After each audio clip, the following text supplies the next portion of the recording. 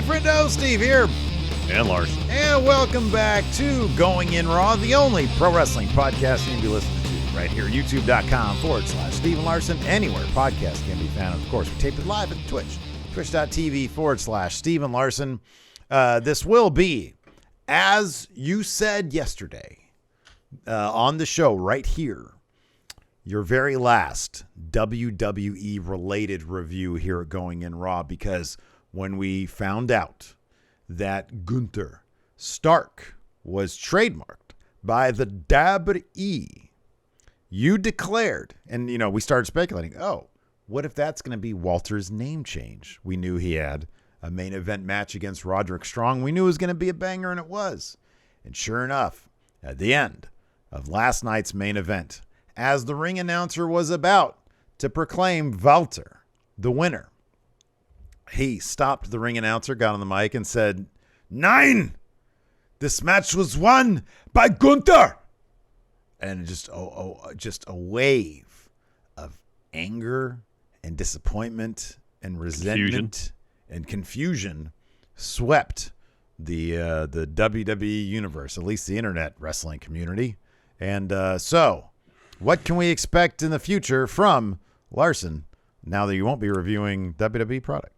Of course, I guess I'll focus all my attention to other wrestling promotion on Monday and Tuesday. Maybe get caught up on Impact. Maybe I'll watch Dark and Elevation, watch some Stardom, get into GCW. There's a wealth of wrestling out there. You don't really need WWE if you want to enjoy quality wrestling. You could just not watch WWE at all. Guess what?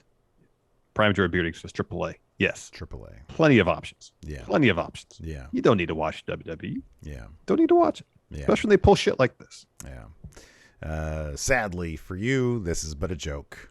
You will continue to review WWE programming. Yes, although last night after I heard the news, I hadn't watched it yet, but I heard the news and I was doing dishes in the kitchen. I'm like cursing WWE's name for pulling something like this. It was, even though we kind of saw it coming with this trademark, you just think in the back of your head, they're not going to do this. It seems like now there's a lot to unpack here. A lot. There is. A lot to unpack. Yeah. I'll just start here because, in years past, it wasn't uncommon for someone to get signed by WWE from the independent ranks, wrestling overseas, wherever, them come to NXT and have them change their name. Mm-hmm. It wasn't uncommon. It seemed like some people, if they had developed a large enough brand outside of WWE, they'd be allowed to come to WWE with that name intact. They'd license their name to WWE for merchandising purposes, and on they would go. Yeah. And then sometimes when you got called from NXT, the main roster, there'd be character changes. Sometimes they would change names. We saw that with the War Raiders. Mm-hmm. Yeah. Yeah. And I'm sure I could think of other examples, so I thought about it hard. Oh, yeah. As far as I can remember, this is the first time anybody going from NXT UK to NXT has had a name change. From NXT UK to NXT, yeah. I believe. Yeah. And it stings like twice as much with Walter, because it's not like here's somebody that was, like a successful mid-carder in NXT UK. Mm-hmm. He was champion for like 800 days. Yeah, right. He's, I think, the longest. He's been on takeovers. Yeah. Like his name is not just established in NXT UK, it's established in NXT, and all throughout the episode last night, they're referring to him as Walter. Yeah, they were. Yeah. And then suddenly at the end of the match, he grabs the mic and says, "No, this match was won by Gunther." Mm-hmm. Yeah. With no rationale for it, no build to it, no reasoning behind it. Again, there's a lot of problems with the name change. It's not to say that there won't be some attempt to explain it next week. But you heard like the reaction of the crowd when Walter's coming out. They're hyped to see him wrestle. That crowd was into that match. Well, they were chanting his name. They were chanting Walter over and over. I know. Again. Yeah. And then he announces the name change, and you could hear the air leave that venue. Yeah, you could. Yeah. It was silence. Yeah, right. Yeah. Because people are confused. Like, what did he say? Yeah. Did he say Gunther? Gunther? Why would he change his name? And I would imagine that most of the people there, if you're going to actually be so much of an NXT stan that you're actually going to go to the tapings of these weird shows, that you're going to be clued into the dirt sheets and whatnot, the reports that WWE had trademarked earlier in the day, or earlier anyways, the name Gunther Stark. It made pretty big headlines because they went ahead with this, knowing full well, by the way, that Gunther Stark is, if you do one Google search on it, is the name of a Nazi U-boat captain or commander or whatever from World War II. And the reason why I know they know this is because Bruce Pritchard isn't the one filling out this trademark paperwork. They have lawyers doing this. They have law people. And what they have to do when they file these trademarks is research in advance. Is anybody else already using this name for anything? So there is at least a basic search of this. And I would guarantee these law people would not have a job very long if they found something like this and didn't report back to the head people, hey, did you know that this name? And so now at WWE.com, the roster name is actually simply Gunther, not Gunther Stark. So I guarantee you they knew that this name, now I have no idea where they concocted the name from. I have no idea. No idea. And it's bizarre. To me, it is merely, it's a preview of things to come. So what we've read via reports that we believe, Bruce Pritchard is the top creative guy at NXT. Well, if that's the case, and given what we've seen with like Grayson Waller and AJ Styles, mixing it up on both main roster and NXT, it seems like the bridge between NXT and main roster is a lot more smoother. It's smoother. Yeah. A lot less holes there in that particular bridge. There is a bridge now, whereas it used to be NXT was on its own island. Mm-hmm. And so the tradition of name changes happening between NXT and main roster now is simply going to be, that's not going to be a thing. NXT in that regards is going to be considered your main roster start, which in one respect we have sort of advocated for since Triple H's turn in NXT. Mm-hmm. We want that level of continuity so that when they go from NXT to main roster, that history is there. They can reference it. We're not going to get drastic character changes like we got with Bob Roode, for example. Yes.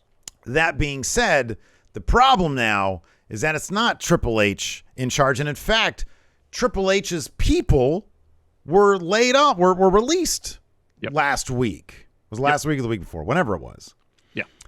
And so the people in the meetings that would probably raise objections to these things, they're gone. And if you've noticed since then, I think it was 2 weeks ago they were released, the last 2 episodes of NXT have seen a noticeable dip in creative quality. I believe it's because those people, you can't get rid of the majority of your senior production, creative minds and not experience some sort of weirdness there. Mm-hmm. So it's insane. And I always go back. If you want to understand better the mind at the top of creative NXT, you simply have to listen to Something to Wrestle with Bruce Pritchard. It's all there. It is. And I'll never forget him talking about, and I was actually trying to find this clip this morning and I couldn't, but it was either in an episode that had to do with an Early in Your House or the Kevin Nash WWE. There's a 2-parter there. One of those episodes, they're talking about Shawn Michaels and Kevin Nash and how, they made Shawn Michaels the heel going into WrestleMania. Mm-hmm. And he started talking about the internet, the early internet wrestling community back then. And he said, and I'm paraphrasing because I don't have the quote directly in front of me. He said, I always felt that if the fans on the internet liked it, we were doing it wrong. And if they hated it, we were doing it right. So all the outrage that you see on Twitter, YouTube comments, whatever, that means he's feeling validated by doing this. Yeah. Well, you got that. You get the story also from Pritchard about how, they were looking to add some dimension to the Diesel character. And what was his response? People don't care about Kevin Nash. They don't care to know Kevin Nash. Yeah. Yeah. And that's just not what you're getting is one-dimensional characters. Yeah. In that regard. And that doesn't work. That doesn't fly these days. Yeah. It just doesn't. It makes for boring wrestling television when you have one-dimensional characters. Yeah. You can't think that you're going to compete. You're not going to be the Marvel Cinematic Universe with one-dimensional characters. Don't work that way. As much as you'd like to be. So going back to the Walter situation, it is bizarre that you have a fan base that's followed Walter all this time, and I have no idea what explanation he's going to give next week. What's like? Do you think like what on a percentage basis? What are the odds that they're actually going to give? They're going to allow him the time to give, because it does feel like they see something, at least in the early stages. They want to make a big deal out of Walter. Gunther now. Yeah. So I was obviously I heard the news before I watched the episode. And so that backstage bit with Imperium with Walter and Bartel and Eichner, I was trying to parse what they were saying to get any hints as far as where this might be going. Mm-hmm. And this is all pretty basic. Hey, we're all here now. Hey, Eichner, Bartel, great job. Like you keep, like holding it down here in NXT, getting those tag titles. Now that I'm here, now it's time to start like essentially the Imperium era of NXT. That's pretty much what he said. Yeah. Yeah. Nothing really in terms of, hey, this is nothing about new beginnings, nothing about reintroductions, nothing about that, nothing that would imply there's some backstory there that they're going to have for this name change. Mm-hmm. Yeah. Right now it's in my mind a 50-50 proposition whether they acknowledge they try to motivate the name change or not. Mm-hmm. I just don't know. Yeah. They might just, it's done, move forward. I don't even understand necessarily why Gunther is significantly different just on the surface. What's the point of it? Like what? Well, so there's a lot to, like I said, there's a lot to unpack here. So now I would assume for Walter, when he signed with NXT UK, part of the deal will be licensing his name, the Walter name, for merchandising purposes, for shirts, for toys, for whatever. You would think that deal would carry over to NXT. Yeah. I'm not in the room negotiating contracts. I'm not 100% sure. Yeah. And whether, maybe contracts are reopened. I don't know. Negotiations reopened about terms. I don't know. Mm-hmm. Like I'm racking my brain to try to find some rationale why they would do it. I'm not talking kayfabe wise, just why they would do it. Yeah, no. Would Walter uncomfortable licensing his name for WB main roster? He wanted to keep that. Mm-hmm. It's not like he signs it away in perpetuity. Yeah, it's just for the duration of the deal. Like like Adam Cole. Mm-hmm. He can use Adam Cole now. Yeah. He licensed that name WB while he's under contract. He's under contract. Bang. He can use it again. Yeah. It's not a deal there. Yeah. Like from Walter's perspective, I was just trying to think, well, why wouldn't he want to use that name? Yeah. And that is the only thing I could think of. But if that were the case, why do you go into NXT UK using the Walter name? Well, I wonder if I think he probably hit on something there, because I'm trying to figure out, okay, Gunther, Walter. Is Gunther a more intimidating name than Walter? Not really. When I think of a dude ambling, Walter, I mean, we talked about this in the pre-show. The name Walter is not the most intimidating name, and therein lies the magic in that you've got this guy who he's not like the most physically gifted jack dude, but he is terrifying. He comes out and he's got this aura about him, and then he's got this reputation of these chops, and they're devastating, and he's a hell of a wrestler on top of that. I mean, he brings a level of authenticity to his matches that few can match. Mm-hmm. I mean, his matches seem like fights. They seem like real fights. Yeah. You could feel the physicality of it. Yeah, right. Gunther isn't much more intimidating than Walter, but I do wonder if that's sort of the thing. If they just wanted, somebody here mentioned, because they did it because now Jeremiah says point is to make him a WWE product, and I think we have to always go back to the business aspect of things. That's what I was, addressing the name being the name aspect from Walt's perspective, but I think more so it has to do with WWE's perspective, which is, yes, they want to be in control of their IP, this character, so long as you're under contract. So look at the moves that AEW has made. All of the Undisputed Era, but their names: Adam Cole, Kyle O'Reilly, Bobby Fish. That's who they were in WWE. That's who they were before WWE too. That's who they were before WWE as well.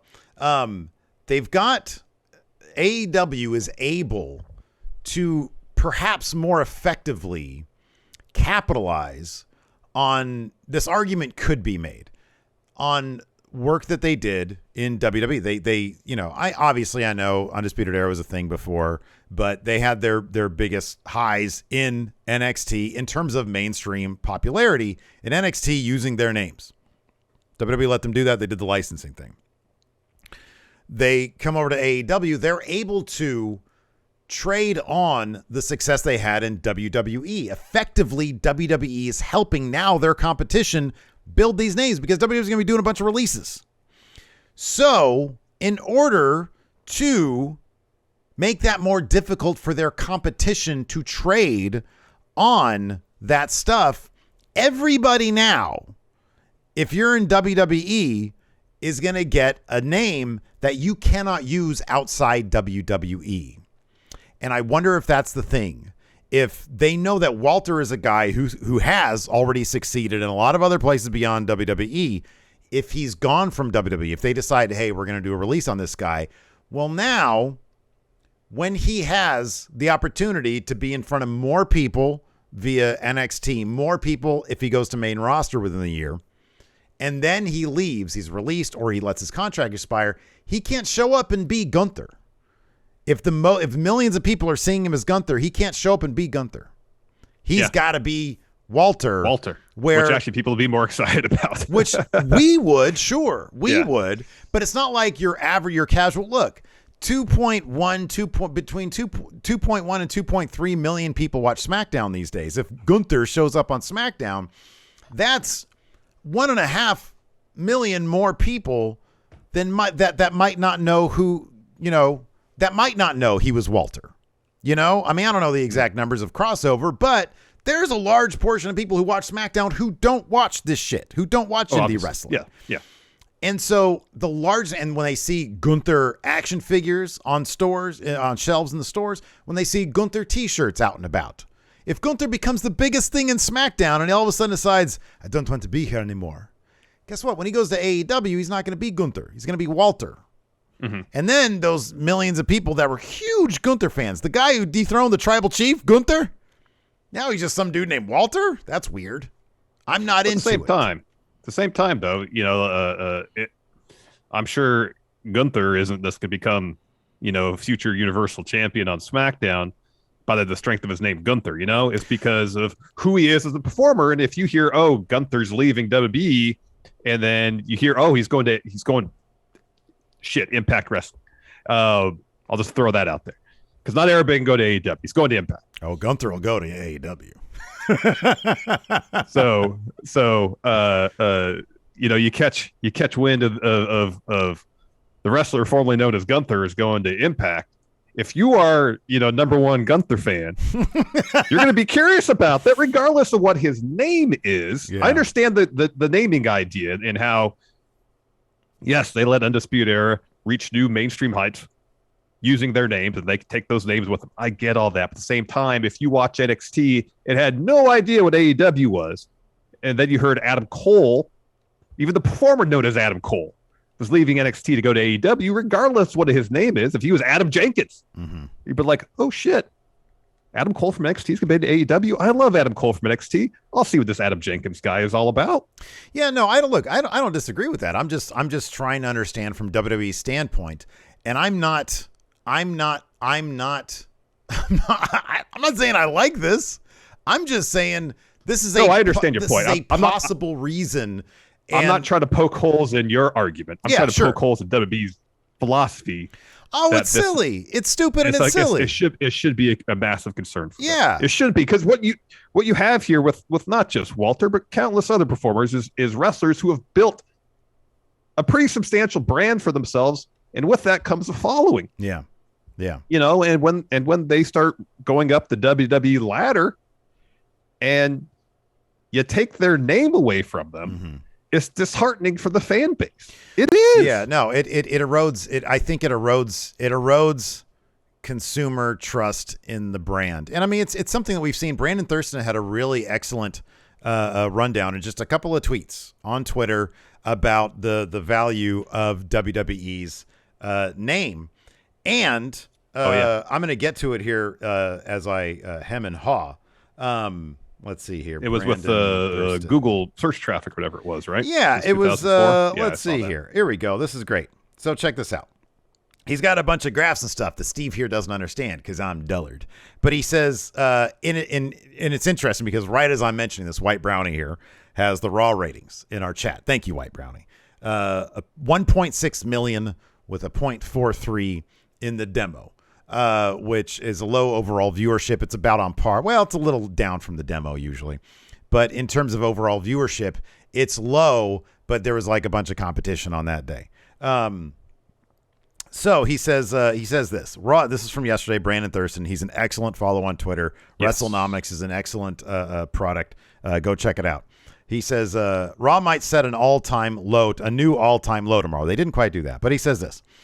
But as much as fans have anecdotally been turned off over the years, these lines, and he's pointing to a graph, are basically flat, and other sports rights got their fees renewed and multiplied. Unless something changes here, why would WWE be any different? So the change is minimal from WWE and other brands.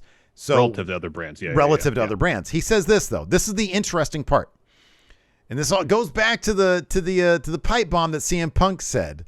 You know, he succeeds in spite of himself. He says, make no mistake, though, consumer interest in WWE has diminished. And there's like a ton of Google Trend stuff here, right? He says, both these things can be true, even if it doesn't make for a good quote tweet. Their $1 billion deals distract from the notion that those could be $2 billion deals if their audience was bigger. Yeah, their I think name the value idea has was gone like down. The like in terms of Google Trends, which tracks how often and to what degree terms have been searched on Google. Yeah, like I believe it was the lowest it's been now since 2007 or 2004. Yeah, something like that. Yeah, which in 2004 is when they started tracking that stuff. Yeah.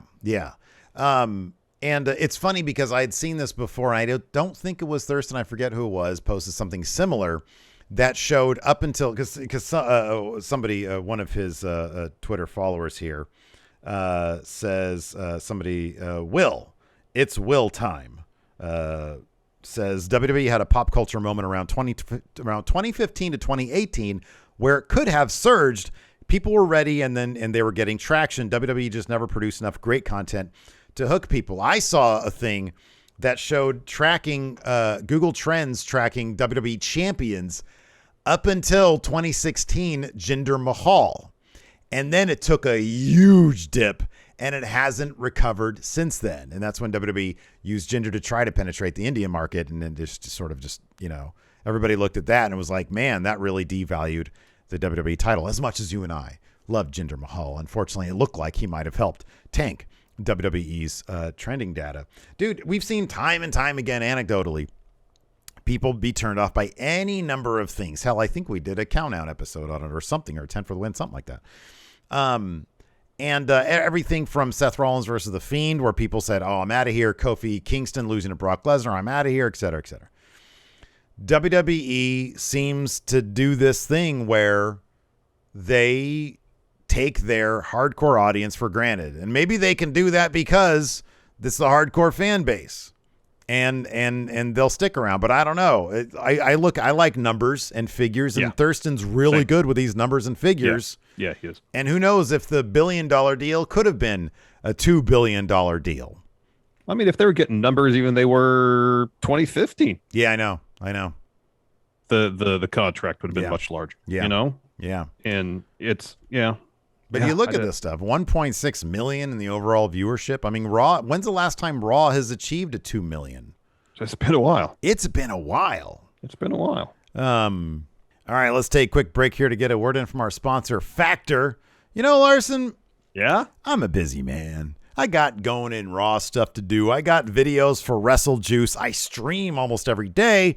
Plus, I got to watch at least 11 hours of wrestling every single week. That doesn't leave a lot of time for grocery shopping or cooking, but now I'm not worrying about meal planning or prep thanks to Factor.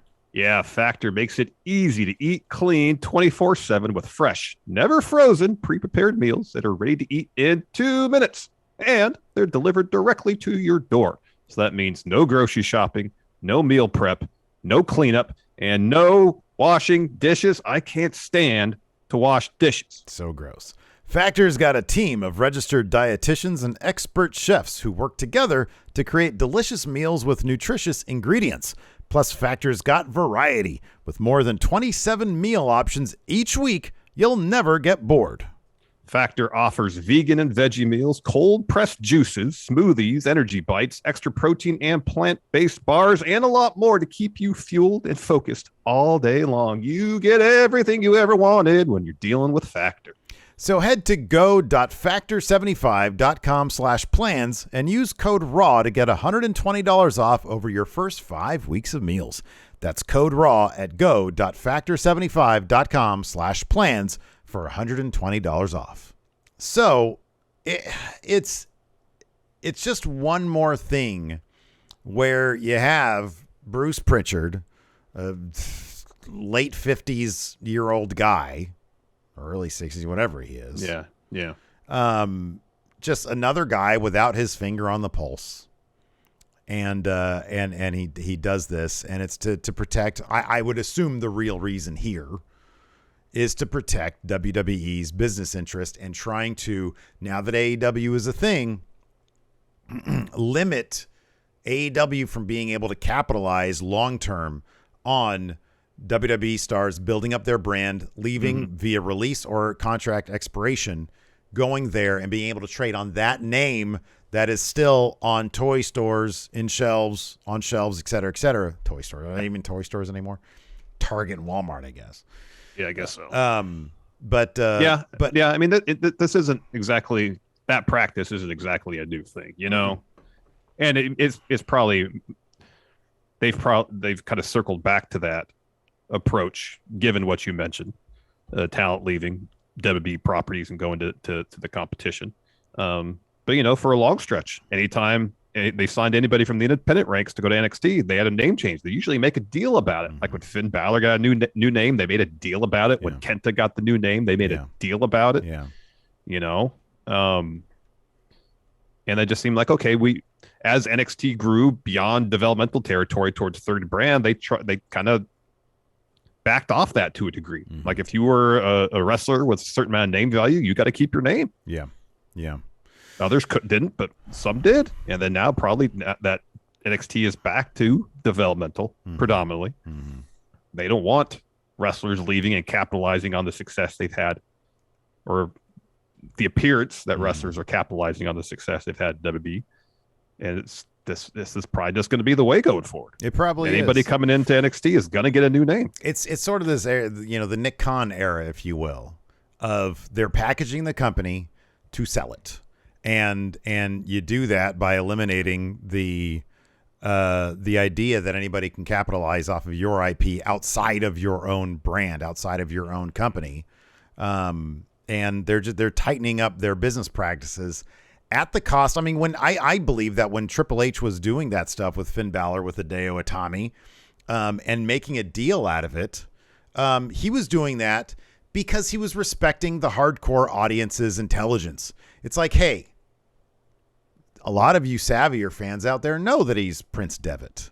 Well, we're going to respect that, but we have to abide by our business practices. We're going to do this thing where we explain it and we pay that some respects. Now, maybe Walter will explain it next week. Maybe he won't. He did get on the mic and shout out his name this week in the main event So maybe they'll make a deal out of it. I don't know. It was awkward. It was weird. It was clumsy. It is, sadly, it is what it is. So yeah, something kind of interesting, in the news, before we get into the actual recap of NXT, was Scotty Too Hotty, going in. This is sort of apropos to what we're talking about here. Yeah. Scotty Too Hotty went on the Talk is Jericho podcast. WrestlingNews.co has some pretty interesting transcripts here. I'm intending either today or tomorrow to listen to the entire thing because I want to see if there's more about this. But of course, he recently left WWE. He was one of the Performance Center coaches there in NXT under Triple H's regime. And he talked about leaving NXT. One of the interesting things here had to do with locker room culture.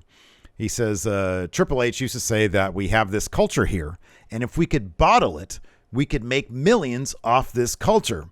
The backstage culture of We Are NXT was a real thing. That was a real pride amongst the roster. I feel like that's been lost to a degree.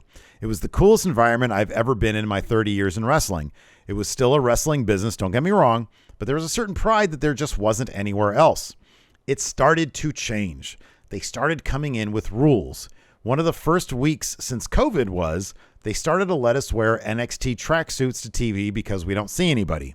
We come to the Performance Center for television. We don't have any fans waiting outside, and for the longest time, there weren't any fans. In the building, it was all in-house people, so we were wearing NXT tracksuits. As soon as it started to change, Hunter went away, and the other guys started to come in. It was, okay, we got to get back to business casual again.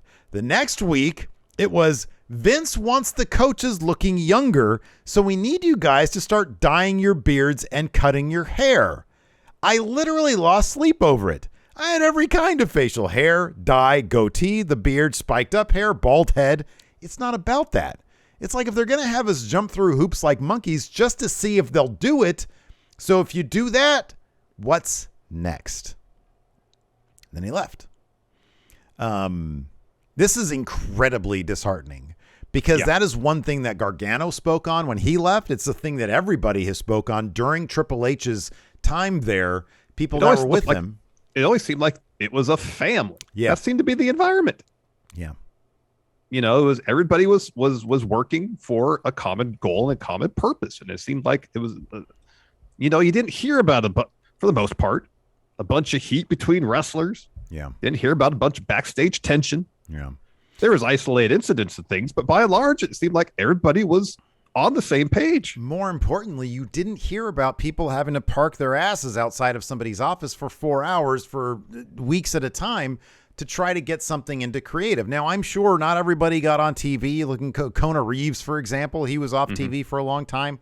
But even the spirit of collaboration seemed to be, well, there seemed to be a spirit of collaboration there.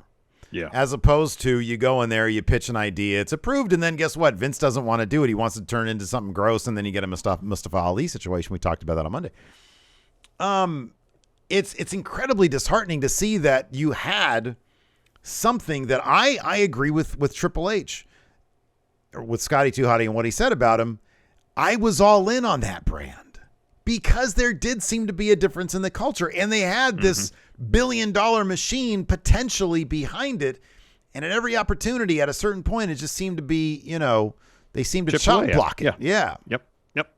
And it's incredibly disheartening, and now it's this thing, and now it's whatever this is, and you can just tell over the past couple of weeks with those people gone from creative, there is a difference there. You had the number one contender to the NXT Women's Championship get pinned because of some goofy ass interference. Because they want that heat. Yeah. It's just disheartening. And I saw that with NXT this week. I don't know. Look, there was that main event match. It was a good match. You're not going to put Walter and Roderick Strong in a ring together and not going to have a banger match. Like that's not going to Well, so long as you allow them to do what they do best. Yeah. If you go in there and say you're going to have this match, but you can't do this, and this, well, then who knows? But as long as you allow the performers to go out there and perform to their fullest, then yeah, you'll have a good match. But it's like the thing is, are we going to go back to? Is NXT going to go back to teaching the WWE style, where there might be some variation in terms of performers' movesets to a degree, but the basic approach to storytelling and matches is more or less the same. Mm-hmm, yeah, yeah. It seems like that's the case. Probably. Are we going to get a less variety in stories being told, or approaches to telling stories? Because I enjoy the wrestling product in WWE for the most part, but if every match is going to be kind of cookie cutter, right, yeah. Stale pretty quick. I mean, that's the thing. It used to be you had a mix. You bring in people from the indie ranks, you build up your own people, and you get this great mix. And everybody sort of learns from each other. Yeah. But the way they seem to be doing it now is that's going to stop, and they're simply going to be going with. And I mean, they've got good coaches there still. Like Matt Bloom is still there. He's a good coach. I forget is Norman Smiley still there? I think he's still there. And people have always had great things to say about him. Yeah. But yeah, but you're going to lose that aspect. You can have great coaches, but you're going to lose the aspect of people coming in with various experiences wrestling around the world. Yeah. And people learning from each other, those different styles, those different approaches, those different ways of telling stories. Yeah. You just kind of get one. It's like we went to film school and they only taught us how to direct dramas. Right. Yeah. Like network TV dramas. Yeah. That's all they taught. That's all they taught too. And it's like, oh, well, you're in a situation where you got to direct a comedy. Well, I don't know how to do that. Yeah. Another thing that felt very main rostery was this really terrific sort of thrown together tag team of Malik Bladen and Idris Enofe, once again, fluking their way to a victory. Like, it's difficult to cheer for guys who can only win. And they're terrific. Yeah. But the problem is, who wants to root for people who are fluking their way up this tournament? And how much does that devalue the Dusty Cup when you've got people going into, I guess, the semifinals as in a fluke situation? I know. And that's it feels like a very main roster thing. Like, what I'm supposed to root for guys who can't win on their own? Mm-hmm. It'd be one thing if they were putting together these gutsy underdog victories, clean wins over maybe opponents that outmatch them on paper, but their arrogance, their hubris leads them to being taken advantage of. Yeah. That seemed to be what they were setting up with Legato. Like, Legato was getting MSK's face about seeing you in the semifinals, obviously overlooking Blade and Enofe. Yeah. But it wasn't as if Legato took their victory for granted, per se. It took all sorts of overbooking. Yeah, I know. Yeah. We'll just dive into it because I'm sure we got a lot more to talk about. It kicked off with LA Knight got the star treatment last night. He rolled up in his fancy car. He pulls Corvette, up. He sees Chase and his student. I know he has a name. Bodie, something or another. Hayward. That sounds right. I know it starts with an H. Bodie for sure. It's Bodie. I know that. Bodie. He asks Chase and Bodie if they've seen Grayson Waller. Yeah. If they want to see a teachable moment, watch the ring. Yeah. He's about to teach his ass. He comes inside. He walks by Briggs and Jensen, wishes them luck in the Dusty Cup. He really sort of came off as like top guy tonight. He looks so good. Yeah, He's really got did. That bright red shirt that's ugly with ass giant letters on it. I know. LA Knight. He's got the mom jeans on. He's got like some Timberlands, I think. Anyways, he has such a dad vibe to him. He does. He comes He's like to the Jack ring. Horner of NXT right now. Yeah, he comes to the ring. He quiets the crowd because they're all chanting LA Knight, LA Knight. He says, yeah. And then he says, yeah. And then? For a third time, yeah. He calls out Grayson Waller. No Waller comes out. He says, yeah, that's what I expected. The bottom line is this. Yeah, Grayson has to understand something. Week after week, I hear Grayson sucks. But as much as that chaps his ass, there's going to be one sound that haunts him, and that's the name of the man who's going to drop him on his head. Yeah, that's LA Knight. Yeah. He says, So Knight sort of revisits his history with Waller, says Waller can't get the job done. Eventually, Waller comes out to the ramp, and he's got such a main roster trope of restraining order. Yes. So he comes out with an envelope, says, and here is a restraining order against you, LA Knight. So there's nothing I'd want more to get in that ring and fight you but my lawyer advised me for my safety, more importantly yours, this has to happen, and it's all your fault. So he goes up to the ring, puts the restraining order on the apron, says LA Knight has to keep 50 feet from him. It doesn't, he'll get arrested. So LA Knight orders up the envelope, pulls out the restraining order. It's like, oh, this is impressive, even for you. And he says, you may have a restraining order against me, but you don't have one against him. And Dexter Loomis's package of music starts playing on the Tron. And so Grayson Waller turns around to the ramp, waiting for Loomis. Instead, Loomis crawls out from underneath the ring, comes up behind Grayson Waller, locks on silence, or tries to. Waller escapes. And LA Knight says, it's this simple. You could lift the order and get in the ring with me, and I'll drop you on your head, or you could face Loomis and be put to sleep. We go to commercial break. NXT rolls on. We come back. Grayson Waller has made his choice. He is wrestling Dexter Loomis. Yes. And at this point, Dexter Loomis is just a guy that puts over younger guys. So let me ask you something. So LA Knight he got the star treatment last night. Grayson Waller's the dude they like a lot, though. Is the star treatment on LA Knight, that probably just bodes well for Grayson Waller, because in the end, he's probably going to be the guy coming out on top, right? Or yeah, I would think so. I think the plan is long term to build up Grayson Waller to be like a legit threat to Braun Breaker in the title. Or I mean, does LA Knight get anything out of this? Like, does he come out of this? Like, did Bruce Pritchard look at LA Knight and say, "Oh man, wow, you're an attraction. Listen, look at that name, LA Knight. That's great." If the directive for NXT is to develop talent to be main event ready, new talent to be main event ready, young talent, then new young talent, develop them to be potential WrestleMania main eventers. Then LA Knight, despite the skills he possesses, is there to, in the end, put over and help develop young talent, get ready to be WrestleMania main eventers. Yeah, that's his role. But Waller, he's got a heater now. Sarav, who we haven't seen for a while. Right, yeah. He was one half of Into Share, I believe, with Veer. That is correct, yeah. So he comes out while Waller's distracting the ref.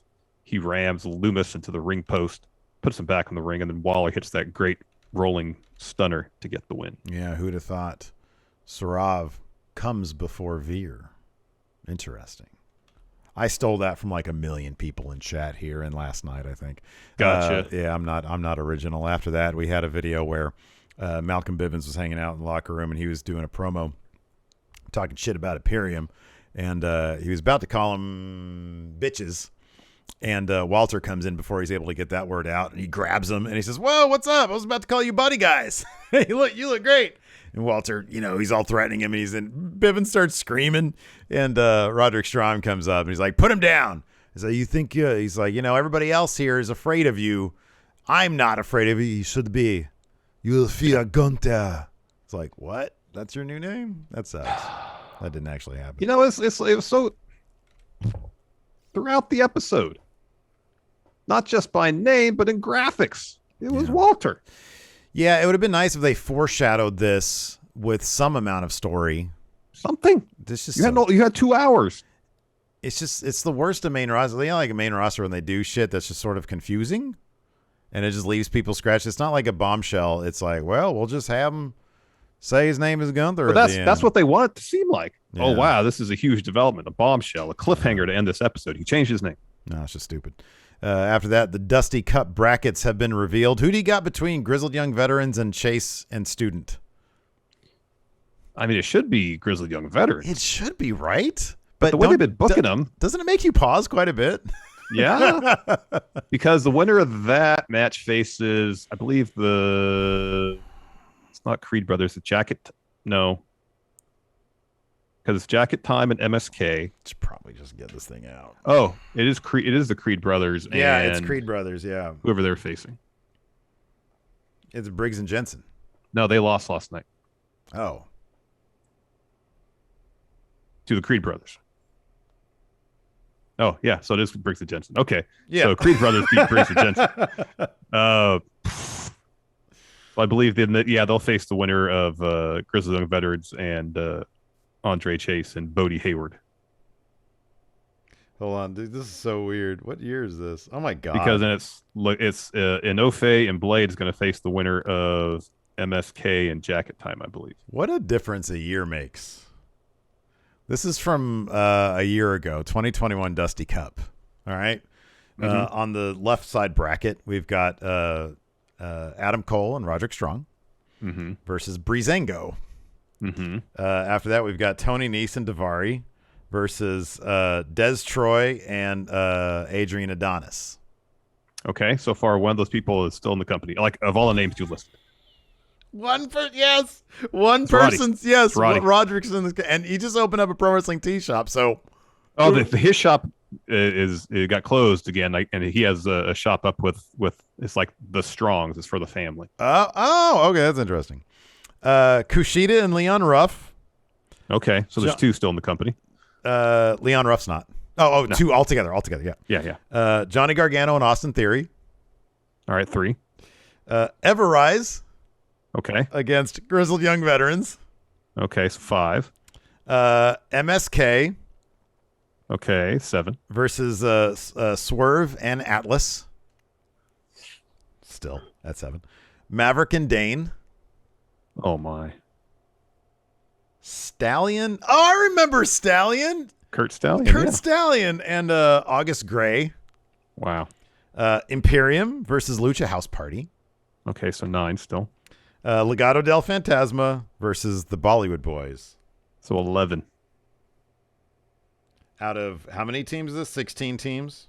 Oof. So 32 people. Yeah, 11 of 32. A third of about a third. Yeah. Oof. Anyways, let's see here. We're backstage. MSK's there. They're talking about the upcoming Creed Brothers versus Briggs and Jensen match. They talk about how their match gets Jacket Time is going to be a banger. Legado steps in. They tell MSK, you're not winning the Dusty Cup again. And if you do beat Jacket Time next week, then you're going to take on us in the next round. We're going to win the Dusty Cup this year. And Wesley is like, hey, you should focus on your match tonight against Inoue and Blade. Legado says, light work. We'll see you in the semifinals. We get the Creed Brothers versus Briggs and Jensen.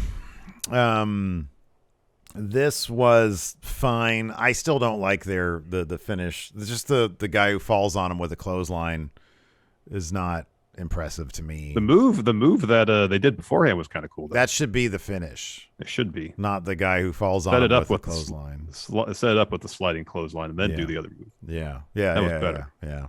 This is a fine enough match. That bit where Julius spears Jensen into the guardrail and bent it all up. That was neat. I felt bad for Jensen there.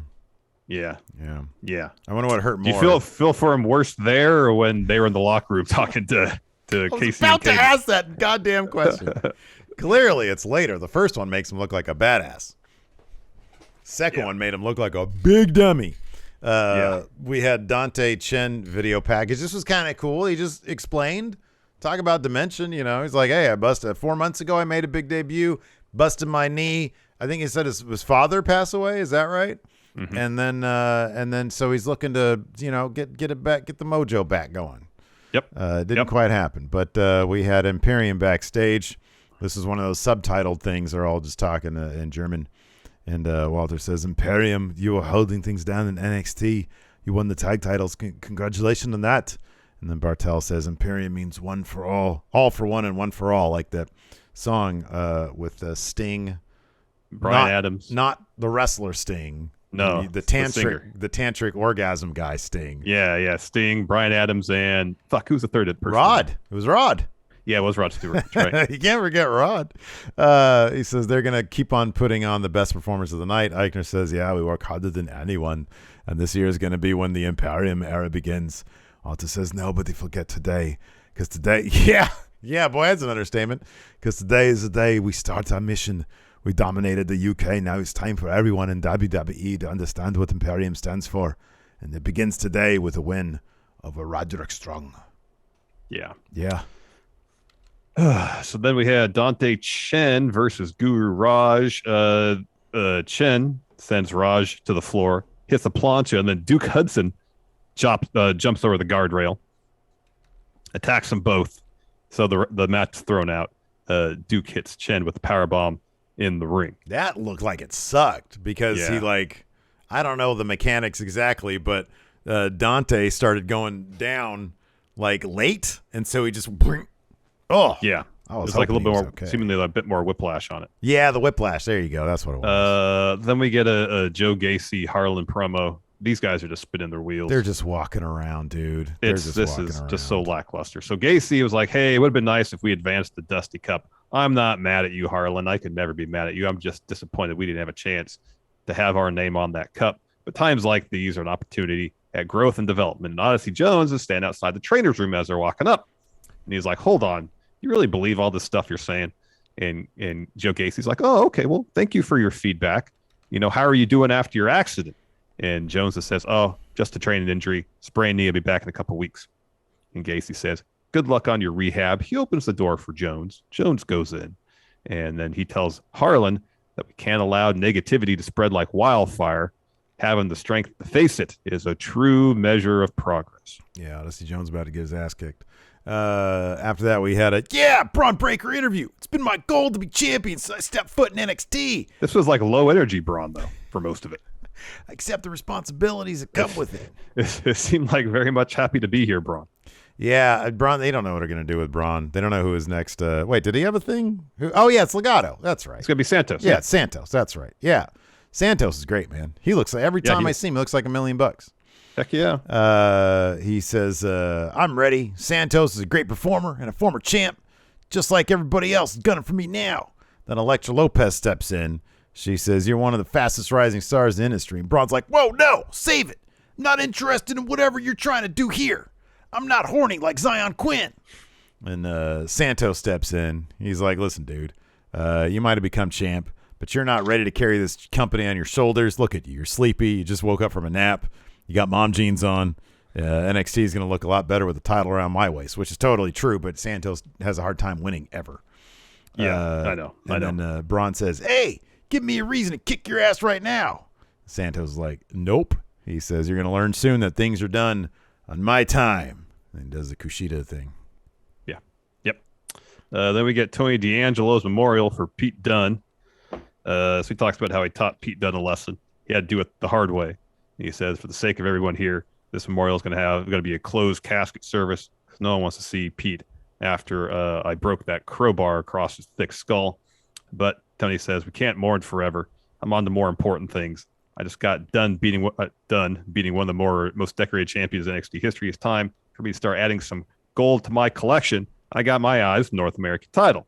And then Carmelo and Trick are like, "Hey, Tony, over here. We're on the perch." And Carmelo says, "Tony, I'm happy for you, and I'm going to let you finish. But last week, we had one of the greatest memorial services of all time." And he says, "But seriously, what'd you say about my title?" And then Trick says, "Yeah, Tony, we're dressed for the occasion. I thought we were all friends." And Tony says, "You thought we were friends? Teammates, maybe, but not friends." I said, "Boys." He says, "But we're not all. I thought we were boys." He says, "But we're not." He says, "I got my boys already." He starts listing off, a bunch of people with crazy names. I feel like he was making them names up on the spot. They were, because he stumbled a little bit. He did. Either he made them up on the spot or he forgot his lines. Forgot the names. Yeah, he forgot the name of the boys. And he tells Mello it's nothing personal, it's just business. But then Trick just lists off all his boys' names and then added some. Is so good. And then he punctuates by saying, "And they all look like Vic Joseph." They're all skinny. They all look like Vic Joseph. And he's staring, and I don't know what Vic's reaction was, but it made Trick laugh because Trick was just staring at him, like looking at him. I love Trick Williams. He is my favorite thing about NXT. Yeah, that was great. That was fantastic. They all look like Vic Joseph. Oh, that was so good. And so he says, Mello then says, "You know what? That's not the point. You want to talk about business. This title is my business, and you need to keep my business out of your mouth, because the next memorial service is going to be yours, and I promise you that one's going to be a closed casket too." Cameron Grimes comes out. He says, "I hate to tell Tony, you're going to have to wait in the back of the line. As for Carmelo, last week I walked up to you like a man and looked you in the eye and told you I was coming for your North American title. I didn't hear back from you, but I did hear back from Orlando Rentals. Apparently, I might have scuffed your car." And Trick says, "Oh, that's not a rental. That's our car." And Carmelo says, "Tony, Grimes, you two should just have a match. Whoever wins can face me." And Grimes says, "I have no problem with that. I'll fight basically anyone. You're looking at a 220-pound rocket who's flying to the moon." D'Angelo takes a swing at him. Grimes ducks it. So there's this portrait of Pete Dunne that Tony had for the memorial. It's pretty funny, Grimes too. grabs that, blasts D'Angelo over the head with it. Dunne's doing his shrug in the picture, in the portrait. It was pretty funny. I hope, I want to see, now that we've got the Kanye award show reference, we need the Suge Knight award show reference. That's what we need. We so need if you don't want Cameron Grimes all in your videos. Dancing. Oh, man. After that, this scene, I know it was like meant to be awkward, but it was both. It was just bad. So you got Briggs and Stratton in the locker room. Briggs says, "Hey, man, we're gonna be all right. We gotta keep on keeping on and get back to work." Jensen says, "Yeah, I'm down with that." So Casey and Kane walk in. They're like, "Hey, we know you're bummed, guys, but what's done is done. Get back to work tomorrow. Tonight, let's go have some drinks and let's go party hard." And then Jensen starts mumbling over his words, and Wendy Chu is on top of one of the lockers, and she's like got her Starbucks cup and like her pillow or whatever, and she's like, "Ooh, Brooks likes her," and or I thought she said he likes her, talking about Jensen, and then Jensen's like, "Oh no, I like you. No, I don't. It's not like that though." And Caden's like, "Relax, just get showered up." And then they leave, and Briggs is like, man, less is more. He's like, "Oh no, I really like her. I mean, not like that. I mean, like," and it was just, this is the cringe moment. I swear, WWE in every single thing they do, they have one moment at least. It's a new directive. One cringe moment. If somebody who potentially could be turned into a fan of pro wrestling watches it, they will be turned off forever. Mm-hmm. Mm-hmm. It's I hope my wife, my girlfriend, my boyfriend, my best friend, I hope they don't walk in during this scene, because I will be embarrassed to be a fan of pro wrestling. That was this scene. Yes. Then we had a Valentina Feroz and Yusila Leon video package. They're a team. They're going to be in the Women's Dusty Cup. Then they have an interview afterwards. They talk about being excited to have a chance to participate in the Dusty Cup. Dakota Kai walks in, tells them nothing divides friendship more than success. And they ask her, "What's your problem?" And that leads to Dakota Kai challenging Leon to a match later on tonight. First up, we had Kaylee Ray versus Ivy Nile. And this is the chunk of this was actually really solid. Like, Ivy Nile is coming along as a wrestler really fantastically. Just really great. So Kaylee Ray sets up Ivy Nile for a gory bomb, which is her finish. Mandy Rose shows up on the apron. Kaylee drops Ivy, swings at her. Mandy drops off the apron. Kaylee looks for the gory bomb again. Nile is able to roll her up for the win. Mandy hits the ring, attacks Kaylee Ray. Ivy Nile leaves. Kaylee Ray fends her off. Gigi and JC hit the ring, hit Kaylee Ray with some super kicks. Mandy sets up for a V-trigger, but Indy and Persia get her out of the ring. They get in there and lay out JC and Gigi. Yeah. So we're probably going to get a 6-woman tag match next week. Yep. They might have announced it. I just didn't notice. So we're in the trainer's room, and Harlan, he attacked Odyssey Jones. And Joe Gacy seems quite pleased with these developments. Mm-hmm. Yeah. After that, we got a Saray video package that sort of explained. Now, this has also been generating quite a bit of controversy because they're sort of repackaging her as seemingly like an anime trope. She explains in this that, she took some L's last we saw her in NXT, and it didn't sit well with her. So she went back to Japan. And the entire time she's dressed up as sort of like a Japanese student, I will say. And she explains that she found this amulet from her grandmother, and it basically is going to give her some sort of powers. And I'm like, man, all you really need to give us what we want from Saray is just a montage of her drop kicks. When she does that drop kick against the ropes, it's incredible. It's brutal. That's all I need. That's all I needed from her. She's a terrific wrestler. I know. You don't need this shit. You really don't. I mean, I don't know shit about this genre. I don't know anything really about anime. I like a lot of the artwork. I watched Akira when I was young, and I loved it. Ghost in the Shell. I love that. That's kind of the extent of it. I tried watching Attack on Titan. Couldn't get into it because the voice acting was kind of hokey. So I'm not really in the position to say, to speak on this necessarily. I'm going to judge it for what I see in the next couple weeks. I understand a lot of the point of views out there that I've seen on the internet. I do too, yeah. That suggests this is either stealing from a certain anime trope, or I've seen the word fetishization out there as well. I'll be honest with you, I'm not really educated on this kind of stuff enough to speak on that. So, yeah, you've seen much more anime than I have. Yeah. Scream of the Butterfly here in our chat says, as an extensive anime fan, this would be an outdated gimmick and stereotype even in the 90s. I'll let y'all decide on that one. I just don't know. Look, if I get to see Saray doing some awesome drop kicks against ropes, then I guess I'd be fine with it. I don't know. It sort of depends on where her character goes. It does. I don't know. It does. Next we had Legado Del Fantasma taking on Malik Blade, Idris Enofe. We spoke about this a little bit earlier. Yeah. So at one point, Santos trips up Blade near the rope. So the ref sees it. It's in plain view of the ref. Ref tosses him from ringside. So Santos gets upset. He gets on the apron, starts arguing with the ref. While this is going on, Legado is going for their finish. And as Raul is running the ropes, Enofe low bridges him out of the ring to the floor. So then Braun runs out. He yanks Santos off the apron. In the process, Santos bangs his head on the apron. Braun carries him up the ramp. And then Malik Blade rolls up Joaquin Wilde to get the win. Yeah. Yeah. So they go on. Did we ever get with the actual who do they go on to fight MSK, I think, don't they? The winner of MSK and whoever they're facing. Okay.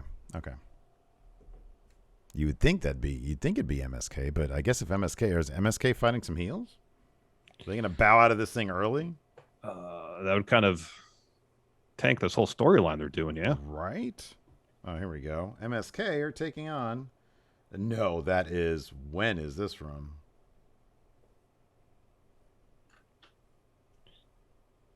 Oh, for shit's sake, where is this stupid thing?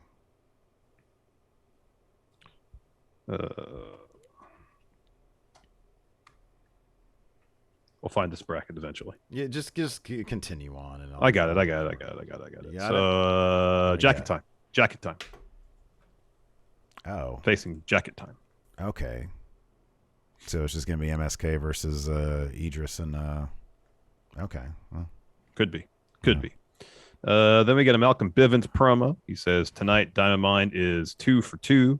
Ivy Nile proves she can beat any woman in NXT, and the Creed brothers are one step closer to win the Dusty Classic, and later tonight we'll be 3 for 3 because Roderick Strong will wipe the mat with Walter.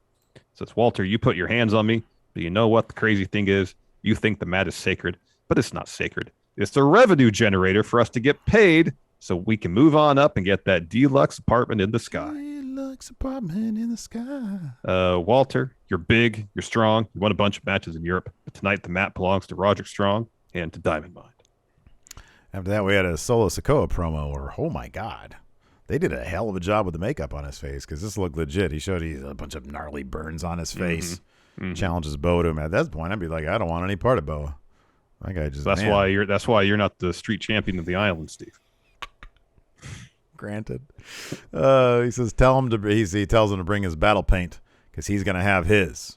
It's gonna be a bunch of bandages. You gotta take care of that thing, man. Get some cream on it, maybe, pal. Yeah, probably should. Then we got aloe vera. Kai. Yeah, well, that's for sunburn. I don't know about like actual burns. That's going to do much. Dakota Kai versus Yulisa Leon. Leon had that great looking bridging fallaway slam. I don't know how she does that. That move is incredible. Oh yeah, it's great. That's awesome. It's fantastic. That gets her a 2 count. And then shortly thereafter, Dakota Kai hits her with the face wash kick to get the win. So Valentina Feroz comes out to check on Leon after the bell. Yeah, Dakota Kai hits her too. She's looking to kick her as well. And then Leon pulls Feroz out of the ring. Mm-hmm. Yeah. After that, we had a Raquel Gonzalez interview. She's asked what's next. She says, I know everybody expects me to make a big deal out of Mandy needing Dakota Kai to help her to get the title win in the first place. I could stand there and complain about how I wasn't the one who got pinned at New Year's Evil, but I'm Big Mommy Cool. I don't make excuses. She comes as no surprise to anyone that I'm still coming after Mandy. And then Cora Jade walks in and says, I am too. She asks Raquel if she wants to be a back-to-back Dusty Cup champion. She says we could walk in, take it all, and win those titles off JC and Gigi. And Raquel says, it's because of you that I'm not champion right now. I like you. Don't get in my way again. Thanks, but no thanks. And Cora's like, oh, I will convince you. You will be mine. Then Blade and Inoue, they're celebrating backstage. Braun walks in, and they're like, hey, we want to thank you. And he was like, I didn't do anything. It was all you. Good luck the rest of the way. Go win that Dusty Cup.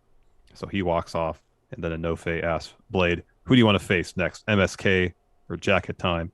Blade says, doesn't matter. We'll be ready. Look, it's going to be an overbooked mess. We'll get a sneaky win again. We'll get an accidental win. Next up, we had Gunther versus Roderick Strong. I guess this is the last match. Walter's retirement match was this one here. Yeah, it was. So I guess up until he picks up the mic. Mm-hmm. He's still Walter. Yeah. He's still Walter. No, he's always going to be Walter. He's always going to be Walter. We're just going to call it. How long did it take for us to, who was, like, I'm trying to think who was like the longest. It took the longest for us to keep on referring to them as their old name. I feel like it was. Shoot. Oh, well, yeah. Daniel Bryan Bryanson. That was like a whole. That's still.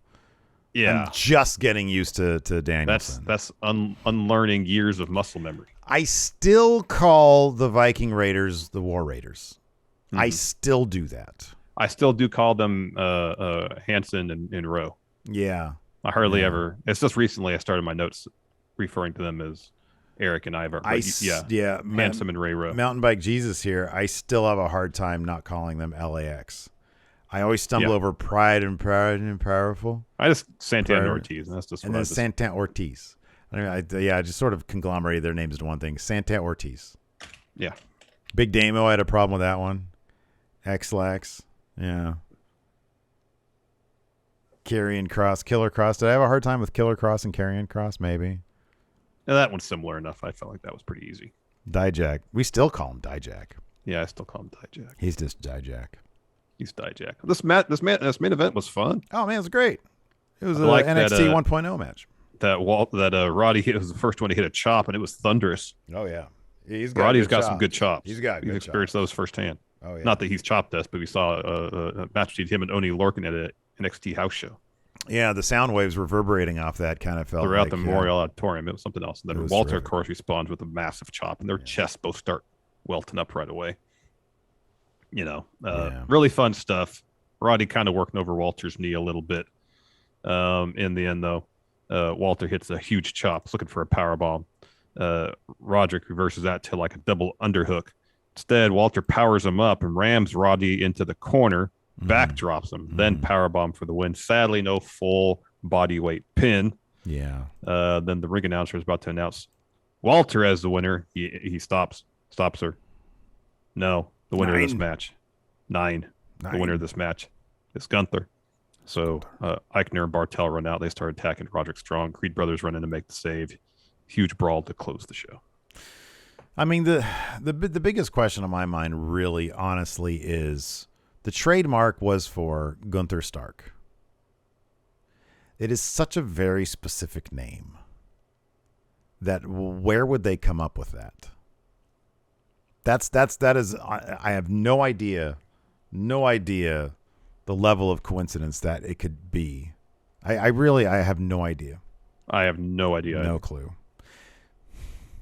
Especially given there's already a Stark in the NXT. That's right. Why would they trademark Gunther Stark? That is, it's no real. I have no idea. I would love to know where that came from. Yeah, because I can't even speculate. I have no idea how they come up with these names. Yeah, I know. Anyways. I have no idea. Let's go ahead and answer some questions. I have a thread up here on the Patreon, patreon.com/Steven Larson. Let's see here. And I had to very specifically say, look, we are going to talk up and down, left and right about this. So make sure your questions are, not just why did they change his name? Do want to shout out real quick. A couple of new patrons, Jacob Jahas and Paul Larson. Not to be confused with you and Larson. This is a different Larson. Paul Larson. Thank you so much for your support. We really appreciate it. Thank you. Every week on the Patreon now on Fridays, we release a new weekly issue of the Kip Up. It's a newsletter where you can keep up with your pro wrestling in case you don't have time to watch all the shows, to watch all the Going In Raw episodes. We have match results, our must-see matches of the week, our must-see segments of the week, all the news from the week in wrestling, along with our commentary on that news. Also news from the Friendoverse, keeping up with our predictions, what's going on in our world, et cetera, et cetera. Every single week. If you don't have time to keep up, you can keep up with Kip Up. Get it? Yep. Anyways, let's take a look. Get it? Get it? Let's see here. Gregory Fiella. 3 names that could be worse than Gunther for Walter. I mean, there are a couple highly offensive ones that I could think of. They could have gone worse. But it's probably left unsaid. Lucy Morningstar. Who's in charge of quality control in the name department of WWE? Again, how did they even come up with the name Gunther Stark? I don't know. Yeah. No idea. I don't know if we'll ever find out either. Well, at least anytime soon. Maybe sometime down the line. Maybe. I don't know. Yeah. Wolfpack for Life says, what popular person of old NXT would have fit in well with the type of show that new NXT is? Elias.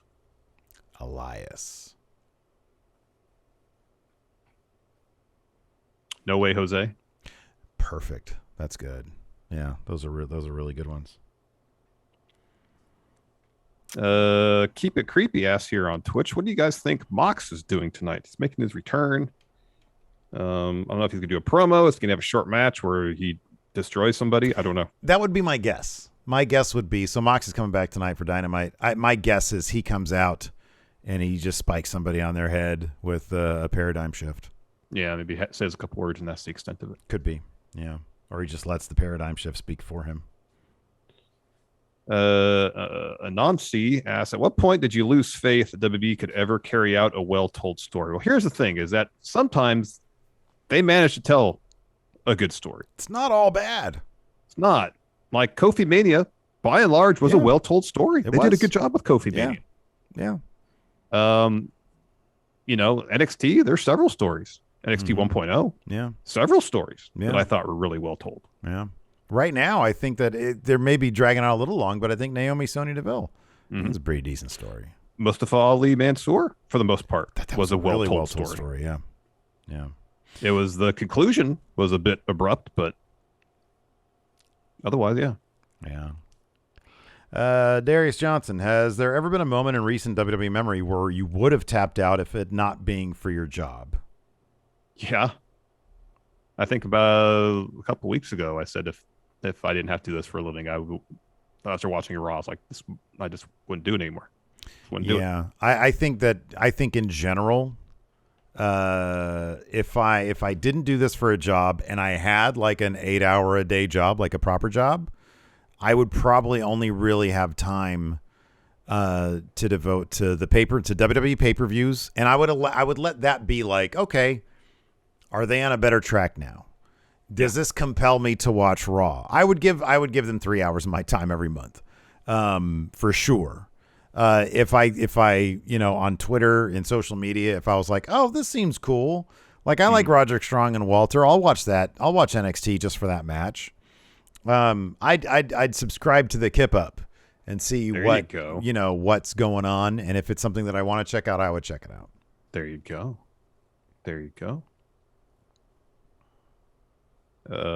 White Brownie, so 3 weeks of no EO and the Rumble is next week. Does that mean she gets the call? She should. They have like nobody on their main roster right now. Not a lot of names there. Let's see here. Jeremiah Price. WWE is infamous for silly or dumb name changes. What are some good name changes? Oh, I actually ended up preferring Aleister Black to Tommy End. Yeah, that one turned out all right. I think I just saw him at a certain point. I was like, oh, Aleister I don't Black, that's cool. necessarily think Finn Balor is a downgrade. It's a pretty from cool Prince name. Not a bad name. Yeah.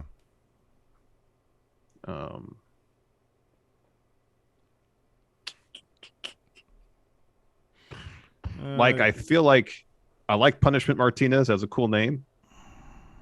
Damian Priest is a neat name. Yeah, Haven't it's a really good done anything terribly interesting character-wise with it. Punishment, Best stuff he's done, yeah. He's just a cool dude. Yeah. Punishment Martinez is a pretty cool name, though. It is a cool name. Gunther Club for Life. Evidently somebody who just changed their name as well. Says, predict which NXT superstars will be surprise entrants in the Royal Rumbles and how well they will do. So I don't think there's going to be a lot in the men's Rumble, at least. In the men's Rumble, yeah. I don't think there's going to be. I think there's going to be plenty. I think there's going to be a couple call-ups in the women's. I mean, there has to be, you'd think, at this point. Although it doesn't seem like Raquel's going to be there unless they have her do double duty. That's so weird. Yeah. Yeah. So it kind of feels like she's done all that there is to do in NXT. For the men, geez, dude, I would see I don't think maybe. there's gonna be a lot. I would say maybe Carmelo Hayes. He seems like the kind of guy that they might want to feature. It's okay if he doesn't, if he gets tossed out. I could see like, hey, this is what we have on NXT. Look at this guy. He's cool. Maybe Grayson Waller will be into that. Oh, Grayson Waller. Yeah. No, Grayson Waller's going to be in the Rumble. Of course, Ciampa and Dunn will probably be in it. You would Fully think so? them. The Scotty too Hotty definitely informs the whole Ciampa dyeing his beard thing, huh? Yeah. Yeah. Anyways, that's going to do it for the show. We'll hang around Twitch for a little while longer. Thanks, everybody, for tuning in. We appreciate it. Tonight, our AEW should be a stacked Dynamite. We got Mox and Cody signing his contract. Well, that's just my speculation. It hasn't been confirmed that Cody's signing his deal, but I guess anything's possible. Yeah. Anyways. Expect the unexpected. Expect the unexpected. Tonight on our AEW recap. Thanks, everybody, for tuning in. We appreciate it. Until next time, we'll talk to you later. Goodbye.